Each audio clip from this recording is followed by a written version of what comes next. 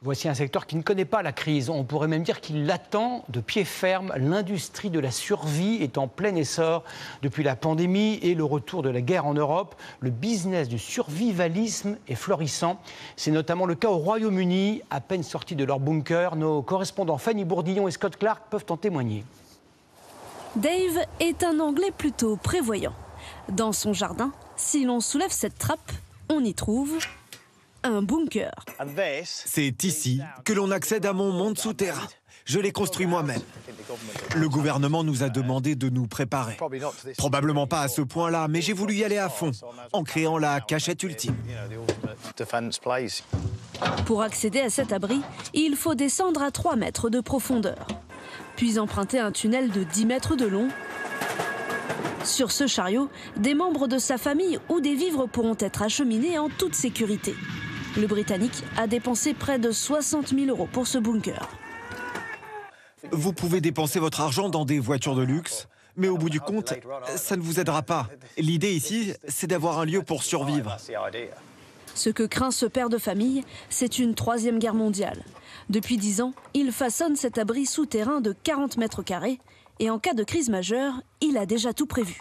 J'ai installé l'eau courante au robinet, où maintenant on a de l'eau chaude et de l'eau froide. Il y a aussi du Wi-Fi. S'il y a un danger immédiat, Dave pourra continuer à prodiguer des conseils sur sa chaîne YouTube. D'autres bunkers se vendent une fortune au Royaume-Uni. Comptez 4 millions d'euros pour ce modèle de luxe tout équipé. Les acheteurs préfèrent rester discrets. Beaucoup de nos clients britanniques nous demandent de signer une clause de confidentialité. Nous ne sommes donc pas autorisés à divulguer les adresses de ces bunkers, ni à expliquer comment ils ont été construits. Dans la campagne anglaise, au sud de Manchester, ces hommes s'entraînent. Ne vous y trompez pas, ce ne sont pas des militaires. Sur leur dos, 28 kilos de matériel à avoir en cas d'évacuation. Dans mon sac, je dois avoir pour 1 200 € d'équipement. Il y a un sac de couchage, des couverts, toutes sortes de gourdes, de quoi construire un abri, de la nourriture, un purificateur d'eau. Ce week-end-là, ces passionnés de survie se retrouvent pour échanger des conseils. On apprend par exemple à gérer sa consommation d'eau ou encore à faire un feu. Mais pas besoin d'allumettes ni de briquet, il suffit d'un bout de magnésium et d'un couteau. Et en quelques instants, on a déjà des étincelles.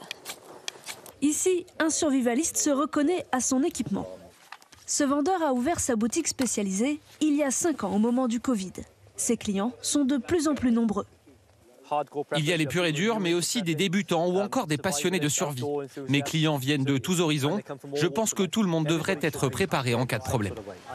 Les Britanniques ont plutôt bien entendu le message. Depuis la guerre en Ukraine, la vente d'articles essentiels a explosé. En cas de catastrophe, près de 60% des foyers au Royaume-Uni auraient de quoi tenir 3 jours à la maison.